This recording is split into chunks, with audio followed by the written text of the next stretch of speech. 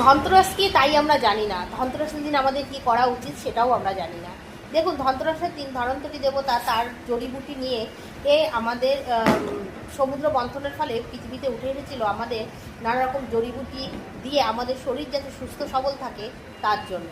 তাই জন্য সেই ধনন্তরী দেবতার পুজো করার জন্য আমাদের অমূল্য সম্পদ যা কি আছে তা আমাদের সোনা সেই সব তার কাছে দিয়ে আমাদের রোগ মুক্ত যাতে হয় সেই কামনাই কিন্তু আমরা করি, যে আমার এই সব তুমি নাও, আমাকে রোগমুক্ত করো। রোগমুক্ত থাকলেই আমাদের যা কিছু আছে সেগুলো আমরা ভোগ করতে পারবো। এই জন্য এই পুজোর নীতি আছে যে তো সেদিনকে করো। আর বিশেষ বিশেষ কিছু উপায় করলে বিশেষ কিছু ফল পাওয়া যায়। কিন্তু এই দিনে ঝাঁটা কেনার সাথে আর এই যে ধনতেরাসের কোনো সম্পর্ক নেই, এটা একটা গুজব।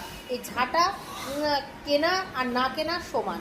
আর ওই ঝাঁটা কিনে আপনারা একটা ভালো দিনকে অশুভ মানে অশুভর মতো নিয়ে যাচ্ছেন যে ঝাঁটা কিনতে হবে। তাই জন্য এই কাজটি অবশ্যই করবেন না। বিশেষ করে একটু পুজো অর্চনা করলেই সবচেয়ে ভালো হয়।